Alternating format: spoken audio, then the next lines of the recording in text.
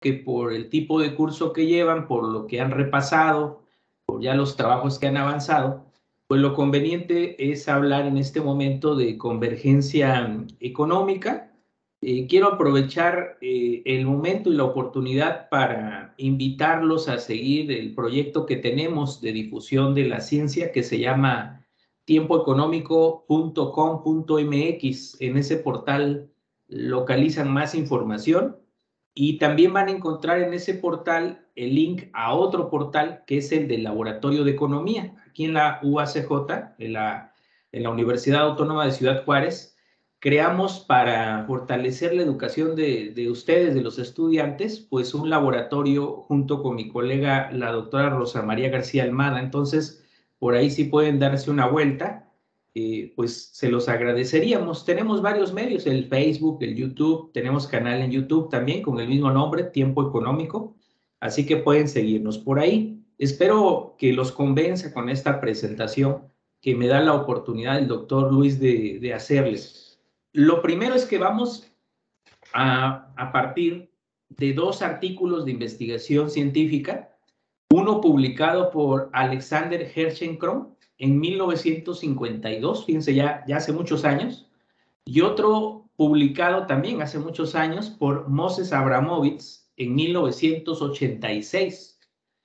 Estos dos economistas y otros más, pero yo creo que estos son los que destacan, propusieron que en ciertas circunstancias los países, porque inicialmente el tema de convergencia se revisaba a nivel de país, pero como ya podremos ver en esta sesión, pues también se puede trabajar el tema de convergencia a nivel de municipios, a nivel de ciudades, a nivel de estados, de entidades federativas.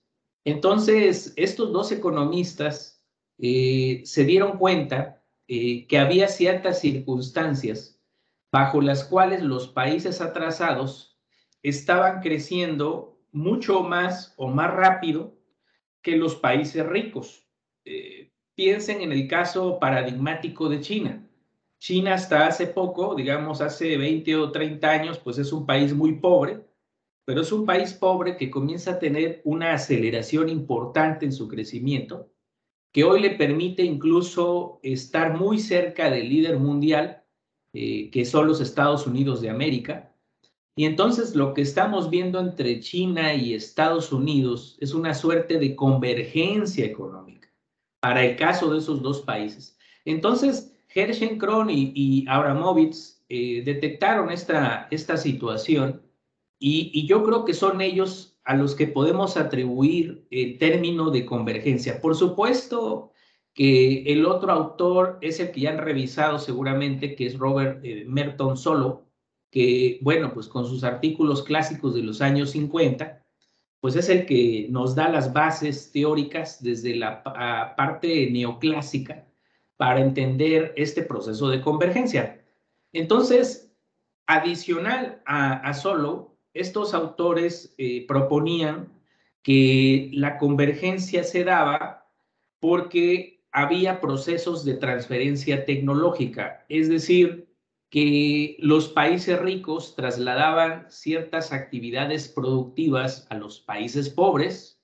Por ejemplo, piensen en nuestro caso mexicano en la maquiladora, y entonces al llevar la tecnología de países desarrollados a países pobres, pues eso era una de las razones detrás de la convergencia que existía entre naciones pobres, naciones ricas. Entonces era un proceso de transferencia o lo asociaban a la transferencia tecnológica.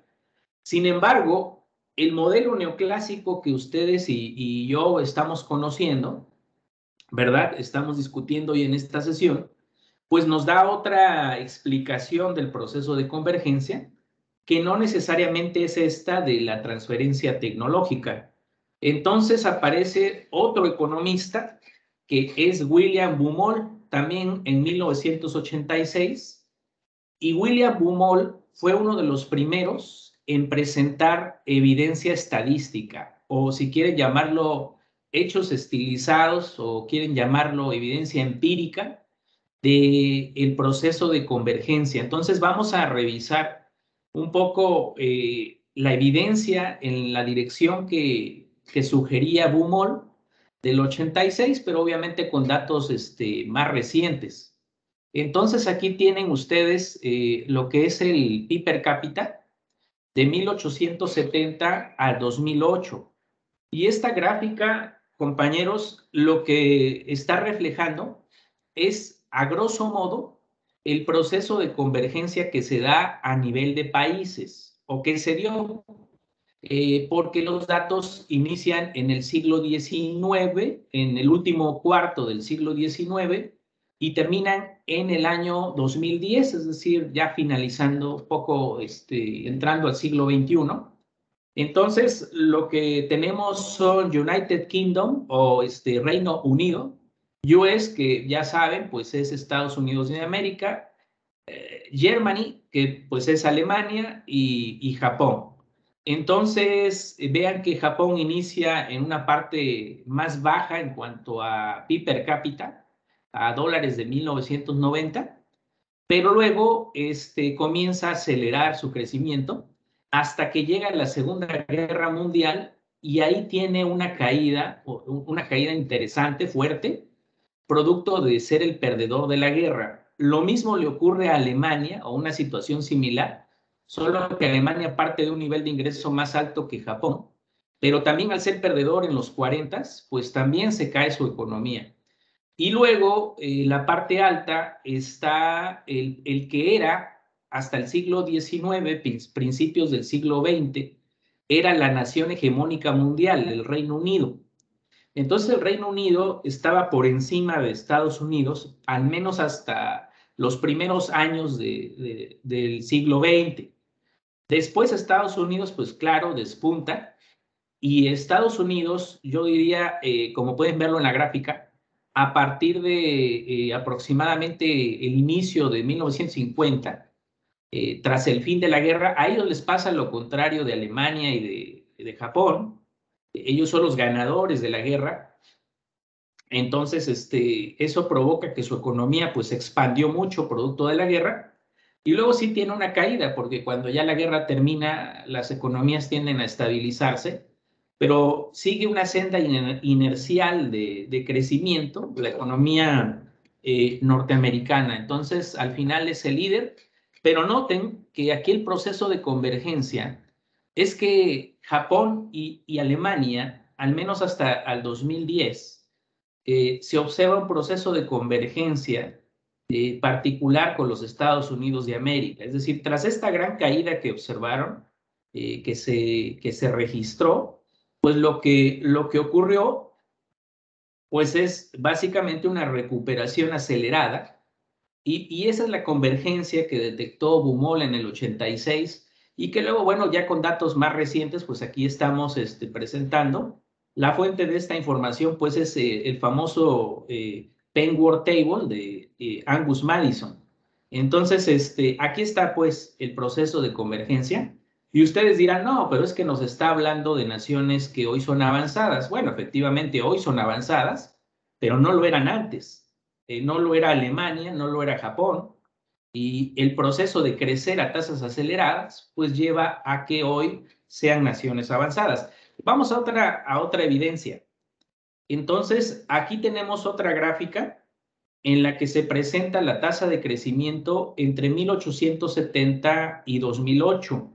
Vean que es muy parecida los datos a la anterior y ahora partimos del nivel de PIB per cápita en 1870 y los puntitos son países, países hoy desarrollados. Entonces, lo que ustedes observan es que aquellas naciones que en 1870 tenían un ingreso per cápita bajo, por decirlo de alguna forma, que eran pobres, a lo largo del tiempo comenzaron a crecer y de hecho crecen a tasas más aceleradas que las naciones, por decirlo de alguna manera, que eran ricas.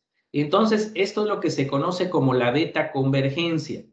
Es un proceso de acercamiento entre las naciones. Entonces, hay una relación inversa entre las variables que tenemos en los ejes, que es tasa de crecimiento y PIB per cápita. Lo que nos está diciendo en conclusión esta gráfica, pues es que a mayor nivel de ingreso per cápita inicial, menor crecimiento, y al revés, a menor nivel de ingreso per cápita inicial, mayor tasa de crecimiento.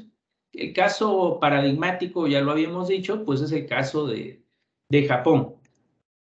Bien, ahora aquí tenemos ya una gráfica donde vienen los datos de lo que sería el periodo 60 al 2008. Ya cambia el periodo. Y ahora, en el lugar de tener el PIB per cápita, tenemos el PIB por trabajador. El PIB por empleado o por trabajador del 60 contra su tasa de crecimiento hasta el 2008. Vean que la muestra de países ha cambiado un poco. Ya aparece México. Por cierto, quiero decirles que México representa el caso paradigmático de la mediocridad. Así se le llama, no crean que estoy siendo grosero. Simplemente así se le llama el caso paradigmático de la mediocridad, de la trampa, de bajo crecimiento, porque vean cómo México no crece y además inicialmente en 1960 tenía un ingreso a la mitad de la muestra. El caso contrario a México, o sea, el caso de lo que sí se debe de hacer es Corea. Entonces, Corea me refiero a Corea del Sur, por cierto. Corea en 1960, vean, tenía menos ingreso per cápita que México, mucho menos, o sea, estaban a años luz de nosotros en materia de ingreso per cápita. Sin embargo, los coreanos comenzaron a aplicar políticas, sobre todo industriales, que les permitieron tener tasas de crecimiento elevadas desde 1960, no solo hasta el 2008, sino hasta la fecha.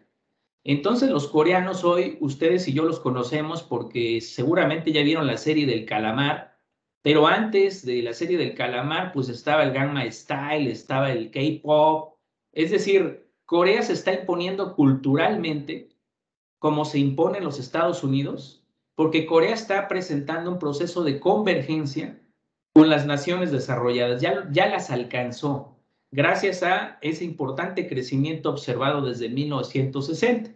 Y México, pues tristemente México, pues aquí estamos, justo a la mitad, ni estamos en el fondo, ni estamos en la cúspide, somos lo que se conoce como un país mediocre en materia de crecimiento. ¿Qué podemos hacer? Bueno, seguramente ya lo han explorado aquí en la clase o en otras clases de la Macro 1 o algún otro curso de su licenciatura. Por aquí podremos comentar algo al respecto. Yo lo único que quiero mostrar de momento es convergencia. Nuevamente hay una relación negativa entre las variables que están en los ejes. Nuevamente, quien menos ingreso per cápita tenía en los 60, pues más crece, pero de repente hay países que rompen con esto, como Nueva Zelanda o como Chile o como México, que son outliers, dicen, o que son puntos atípicos dentro de una tendencia general. Y bueno, vamos a seguir. ¿Qué pasa si yo, en el lugar de incluir solo algunos, como son los de la OCDE, que son países que, pues que más o menos están bien y otros que definitivamente están muy bien, ¿qué pasa si ahora yo mejor meto a casi todos los que pueda del mundo? Pues en el caso del mundo, vean que tengo las mismas variables, tasa de crecimiento de 60 al 2008, PIB per cápita, perdón, por trabajador en el 60, y desafortunadamente ahora ya no se traza ninguna línea, ninguna tendencia. Ya no es ni positiva ni negativa. Entonces no tenemos esa situación aquí. No hay ausencia de alguna conclusión. No podemos sacarla para todos los países. Y eso nos va a llevar a precisamente a encontrar un principio teórico de por qué eso que estábamos viendo hace un momento. Entonces, voy a presentar una ecuación diferencial clave del modelo de crecimiento de Solow. Recuerden que el modelo de Solow es muy sencillo porque solo se compone de dos ecuaciones. Una ecuación que hace referencia a los determinantes del crecimiento, más bien los determinantes del nivel del PIB per cápita, y por el otro lado tenemos una ecuación que hace referencia a la forma en la que se acumula capital. Y recuerden que en el modelo de Solow, precisamente una de las variables fundamentales para los niveles, pues es del PIB per cápita, es la forma en la que se acumula capital, porque ya saben también que el único factor en el modelo de Solow que genera crecimiento de largo plazo, pues es el progreso tecnológico, cuya característica es que es exógeno, es decir, que no está incorporado en el modelo. Ah, por aquí me está llegando, Sí, Luis, te escucho. ¿Sí? Bueno,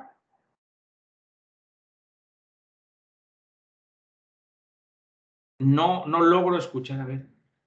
Recibí a ver, voy a ver si está por aquí el doctor Luis, porque me, me mandó un mensaje o me marcó, no sé si ustedes me escuchan, o quizás se le marcó por error de alguna forma. ¿Me podrían confirmar que me escuchan? Sí, sí se puede escuchar. Sí, sí lo escuchamos. Sí, sí. Ok. No, entonces fue algún error ahí, de repente se marcó. Ok, déjenme volverles a compartir el PowerPoint. Entonces aquí estoy de nueva cuenta. Les decía, tras esta interrupción, que existen dos ecuaciones fundamentales.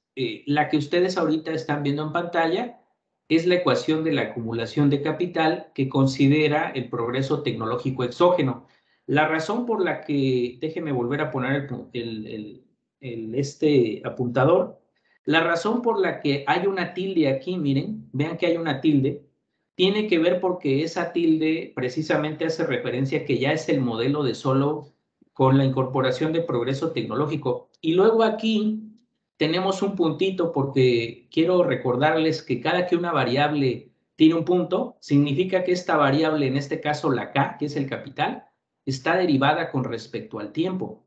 Si yo ahora, vean que en el numerador ya les dije que es la derivada del capital con respecto al tiempo. Si yo divido eso entre el valor inicial de la variable, entonces eso es la tasa de crecimiento de la variable. O sea, todo esto, numerador y denominador, representan la tasa de crecimiento del capital. Y entonces, la tasa de crecimiento del capital se va a descomponer en dos partes. Miren, por un lado, en este conjunto de variables que están dadas, que son la tasa de crecimiento de la población, la tasa de crecimiento del progreso tecnológico y delta, que es la depreciación. Entonces, estas tres variables yo no me preocupo por ellas porque están dadas exógenamente, perdón, son constantes.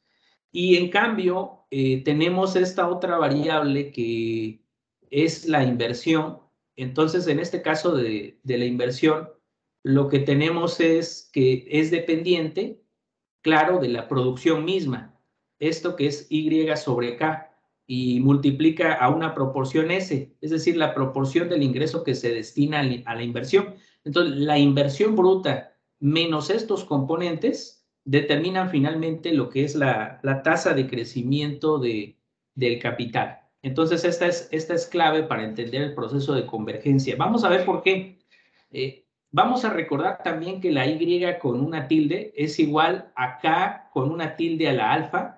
Recuerden que en el modelo de Solow, la alfa es la participación que tiene el capital, la 1 menos alfa es la participación que tiene el trabajo. Por lo tanto, el producto promedio del capital pues es Y tilde sobre K tilde, y por lo tanto esto es igual a, dado esto que habíamos dicho antes, es igual a K tilde a la alfa menos la unidad. Entonces, lo que esta expresión nos dice que disminuye según aumenta K en este producto promedio del capital, porque vean que el capital está en la parte baja, es el denominador, o sea, si el denominador aumenta, en consecuencia el cociente disminuye. Entonces, cuando aumenta K, disminuye el producto promedio, acuérdense, como resultado de los rendimientos decrecientes del capital. Es una característica de este modelo. En conjunto hay rendimientos constantes, pero de manera individual hay rendimientos decrecientes. O sea, el capital, conforme más acumulamos capital, cada vez tiene menos beneficios. Entonces, podemos analizar esta ecuación, la podemos analizar en un diagrama que tenga dos partes, la parte correspondiente a la inversión bruta y la parte a este conjunto de variables. Entonces, aquí está, miren. Entonces, estas son las dinámicas de transición y esta va a ser la explicación que solo nos da para el proceso de convergencia entre economías. Entonces, quiero que observen que, bueno, es una línea horizontal, porque como este conjunto de variables están dadas, son constantes, por lo tanto es una línea horizontal, o sea, no se puede graficar de otra forma. Por ejemplo, la suma de esto puede ser 100 o la suma de esto puede ser 5 y por lo tanto, independientemente de qué valor sea, es una constante y por eso es una línea horizontal. En cambio, la inversión bruta es una línea que tiene tendencia negativa por la existencia de los rendimientos decrecientes del capital. Y vean que es igual a S por Y tilde sobre K tilde, o lo que es lo mismo, S por K tilde a la alfa menos 1. Entonces, observen que en el eje de las X tenemos K tilde, es decir, el capital en relación al progreso tecnológico. Entonces, vean que aquí está el nivel de estado estacionario del capital, K tilde asterisco, que es donde se igualan estas dos curvas. Muy bien. A partir de aquí, yo puedo leer de izquierda a derecha o puedo leer de derecha a izquierda, yendo hacia el estado estacionario. Por eso aquí vean que están estas flechitas, que me muevo de derecha a izquierda, o estas que se mueven de izquierda a derecha. Bien, lo que estamos viendo es que del lado de izquierda a derecha, antes de llegar al estado estacionario, hay crecimiento. ¿Por qué? El crecimiento va a estar dado por la diferencia entre la inversión y lo que le resta a la inversión, que es N, G y delta. Entonces, estos componentes le restan y este le suma. Entonces, la diferencia entre uno y otro nos da la tasa de crecimiento del capital. Recuerden que es K tilde puntito sobre K tilde. Ya les había dicho que K puntito es la derivada del capital con respecto al tiempo y que si eso lo divido entre K, pues toda esta expresión es la tasa de crecimiento del capital. Entonces, vean cómo el capital, conforme la tasa de crecimiento del capital, conforme me acerco al estado estacionario, se reduce hasta ser cero. Ya la tasa de crecimiento en el estado estacionario es cero. Por eso se llama estado estacionario, porque ahí ya no hay crecimiento. Y luego si me muevo hacia la derecha, si sigo moviéndome después del estado estacionario, lo que hay son decrecimientos cada vez más grandes. Entonces, esta es las dinámicas de transición que nos presenta el modelo. Y básicamente yo puedo tener un país rico y un país pobre. Entonces, un país pobre lo voy a representar con un K tilde, subíndice IB, y un país rico lo voy a representar con un K tilde, subíndice IA. Entonces, donde la IA hace referencia a la inversión. Entonces, vean que si decíamos que la diferencia entre esta recta, entre esta curva y esta recta es el crecimiento del capital, pues lo que estamos diciendo es que los países pobres, su crecimiento del capital es más grande que los países ricos. Entonces, esa es la razón por la que crecen más. Crecen más porque los pobres acumulan más capital y eso les permite crecer más. Y los ricos acumulan menos capital, se están ya acercando al estado estacionario y por lo tanto crecen menos. Y los pobres crecen más. Los pobres crecen más, los ricos crecen menos. En consecuencia, lo que va a ocurrir es que ambos van a llegar en algún momento del tiempo, van a llegar al mismo nivel de estado estacionario y esta es la conclusión que nos da el modelo de Solow respecto al proceso de convergencia. Entonces, básicamente, de acuerdo a este modelo, la convergencia está determinada por tener los mismos niveles de tecnología, las mismas tasas de inversión, las mismas tasas de crecimiento de la población. Si estas condiciones se dan, entonces una economía pobre va a crecer más que una economía rica vean que hay supuestos muy restrictivos, evidentemente, pero bueno, son al final consideraciones teóricas que nos llevan a esta conclusión de una posibilidad de convergencia. Hay un libro que fue escrito por un economista del CIDE, del Centro de Investigación y Docencia Económica, que se llama Hugo Pipitone. El profesor Hugo Pipitone, en los años 90, en 1994 para ser exactos, publicó el libro La salida del atraso económico. Y en ese libro, que es un libro histórico comparativo, demuestra que existen algunas naciones que han pasado de ser pobres a ser ricas. O sea que no crean que no es posible el proceso de convergencia, sí lo es. Y el caso que ya he mencionado es paradigmático, que es el caso de Japón, el caso de Corea del Sur. Son algunos que se pueden mencionar, pero también está el caso de Irlanda, está el caso de Suecia. En fin, hay una cantidad no muy grande, eso sí, no muy grande de ejemplos de países que pasaron de la pobreza a la riqueza como resultado del crecimiento o como resultado de buenas políticas económicas. Entonces, la idea de convergencia se puede dividir en dos. Por un lado, la convergencia absoluta y por el otro lado, la convergencia condicionada. La convergencia absoluta es cuando tú comparas países o regiones que no tienen los mismos niveles de estado estacionario y sin embargo convergen. Y la convergencia condicionada, pues es aquella que, como su nombre lo dice, tú condicionas a que tengan condiciones similares y bajo condiciones similares se observe esa convergencia. De hecho, Danny Quah, que es un economista muy famoso en estos temas, hablaba de los clubes de convergencia. Danny Quah, en los años 90 publicó varios papers, varios artículos científicos sobre este asunto. Entonces, en conclusión, compañeros, la dinámica de transición significa que cuanto más se encuentra una economía por debajo del estado estacionario, con mayor rapidez va a crecer. Y cuanto más por encima se encuentra una economía de su estado estacionario, pues con mayor lentitud va a crecer.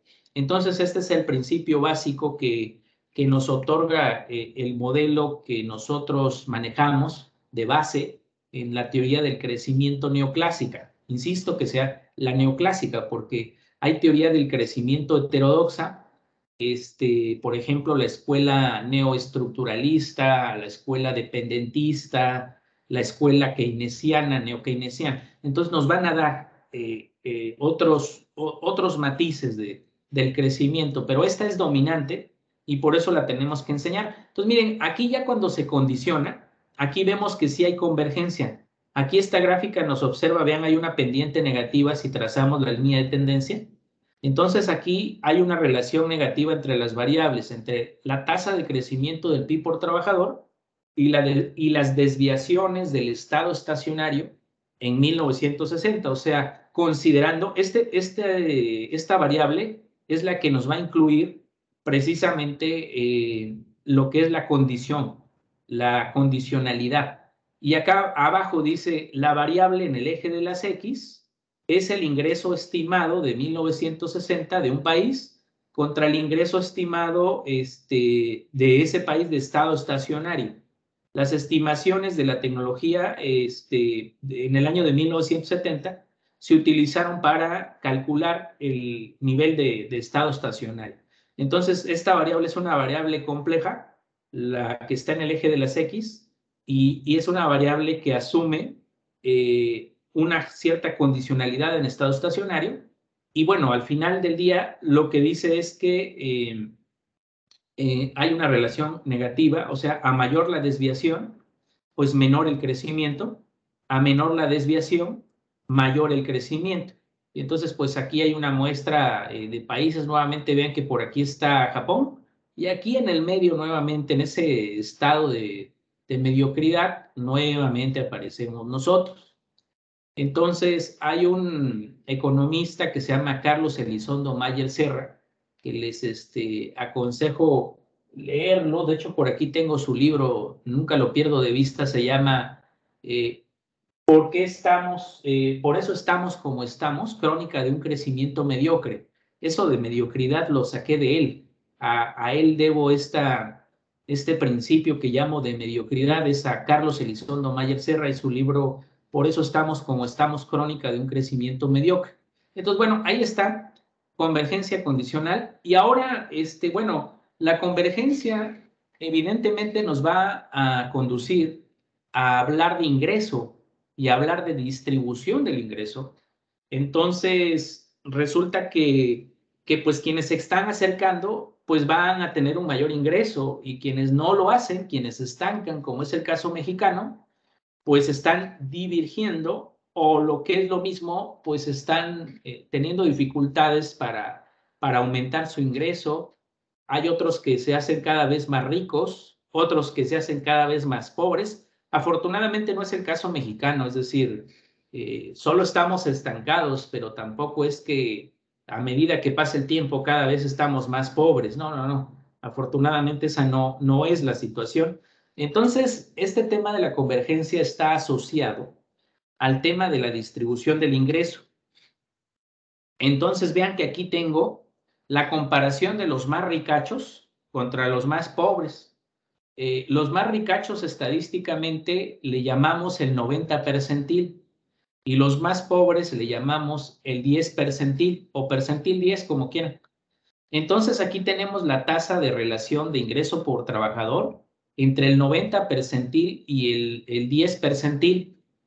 Entonces, tristemente, la tendencia en el tiempo de esa razón es creciente, compañeros. Es triste porque quiere decir esto que cada vez el 90 percentil tiene un mayor ingreso por trabajador que el 10 percentil. Entonces, miren, recientemente por aquí se estaba corrigiendo, ¿no? Como pueden ver. Pero si lo trazan ustedes esta misma razón con datos al 2020, que lo pueden hacer a través de los datos de Banco Mundial, pues se van a dar cuenta que sigue igual. O sea, no ha habido un cambio sustantivo en esta situación. Entonces, por eso es que algunos economistas se niegan a hablar de convergencia y más bien hablan de lo contrario, de divergencia, de desigualdad, de inequidad en la distribución del ingreso. Y vean, voy a presentarles otra gráfica donde tenemos el PIB por trabajador en relación a Estados Unidos. O sea, el que tiene 100 aquí es porque tiene el mismo nivel de PIB por trabajador que Estados Unidos. Y acá lo que tenemos es el porcentaje de población mundial, miren. Entonces, aquí hay otra tristeza. Hay dos gráficas, una del 60 y otra del 2008. Me voy a ver solo la negra, la del 2008. Entonces, miren, esta gráfica, si yo me agarro hasta este punto donde estoy trazando ahorita con mi cursor, vean que aproximadamente el 80% de la población mundial no llega ni al 80% del ingreso de los Estados Unidos. O sea, lo que les estoy diciendo es brutal. Para 2008, el 80% de la población mundial no tenía ni siquiera el 80% del ingreso en relación a los Estados Unidos. Es brutal. Y luego más brutal si yo veo esta parte baja, que casi el 70%, ¿no? Apenas si llega a tener el 15% del ingreso de los Estados Unidos. O sea, estamos hablando de una inequidad tremenda, tremenda. Entonces, cuando alguien va a Estados Unidos y lo halaga y dice, qué bonito Estados Unidos, es precioso, es fantástico, todo lo hace muy bien, pues es que detrás de esos logros, de esa hiperconcentración de modernidad y grandeza, pues se encuentra la apropiación de la riqueza de una buena parte del planeta. Entonces, los demás no están como debían de estar, porque detrás de la explicación de esa situación, de por qué la India, de por qué Pakistán, de por qué Afganistán, de por qué México no están bien, pues es porque ellos no hacen algunas cosas bien, pero también es porque hay alguien que te está explotando. Entonces, aquí hay una nación que está siendo hegemónica, básicamente. Esto ha llevado a muchos economistas a indagar, a Branko Milanovic, por ejemplo, a indagar qué está pasando con esta situación. Esto lo pueden encontrar en Branko Milanovic, una explicación de la inequidad en la distribución del ingreso. El mismo Tom Piketty también es un francés, un economista francés, que también ha indagado en esta situación. En fin, llegamos a esto. Yo con esto termino la parte inicial de la presentación, para luego ya pasar a la aplicación que hicimos en los 2000. En el artículo que les compartió el doctor Luis, es lo que voy a exponer a continuación, pero quisiera hacer un intermedio y que ustedes comentaran algún detalle que tuvieran ahí en esta. El 50% de la presentación, Luis. Entonces, no sé si hubiera algún comentario de los muchachos. Sí, claro, mira, yo veo que estamos con 20 minutos encima, o sea, apenitas pudiéramos sacar la otra parte.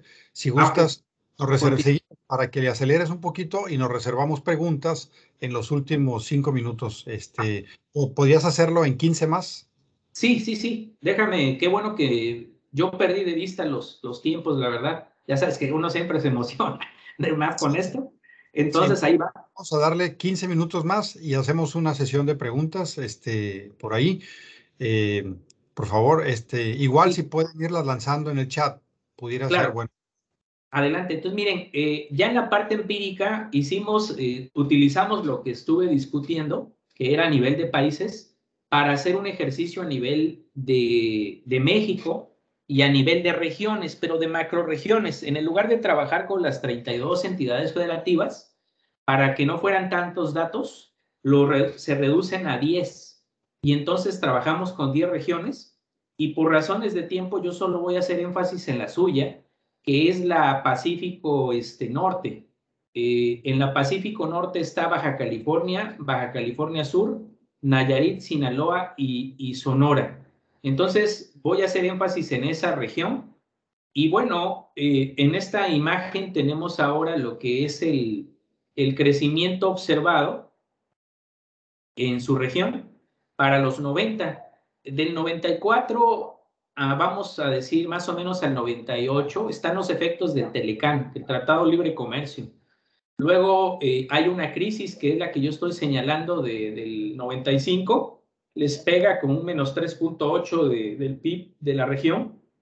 Luego otra en el 2001-2002, con caídas significativas de la economía, pero luego vean que hay crecimientos importantes, al menos en el último dato. También no solo observamos en el artículo lo que son las tasas de crecimiento, sino los niveles. Entonces, aquí en su región, vean que es una región que yo podría decir que está por encima del promedio, en cierta forma, en nivel, a pesos del 93. Sin embargo, el líder, que es Ciudad de México, Distrito Federal, como se llamaba antes, pues está muy lejos de las demás. La Ciudad de México es una ciudad, es un estado que concentra buena parte del nivel de ingreso y que por lo tanto ya nos da un atisbo de divergencia, de que se separa del resto y que difícilmente las demás se están acercando.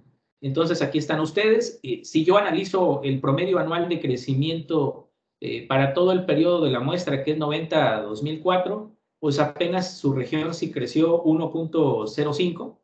Es malo, es una mala tasa de crecimiento, pero es que todo el país presenta bajas tasas de crecimiento, es decir, aquí más bien hablamos de niveles de empeoramiento, no de mejora, en el caso mexicano en cuanto a crecimiento. Y luego, como otra vez un acercamiento a la convergencia, se ponen cuadrantes donde por un lado está el PIB per cápita promedio nacional y por el otro lado está la tasa de crecimiento de ese periodo. Y luego, si uno se encuentra por encima del promedio, tanto en nivel como en tasa de crecimiento, pues es uno ganador.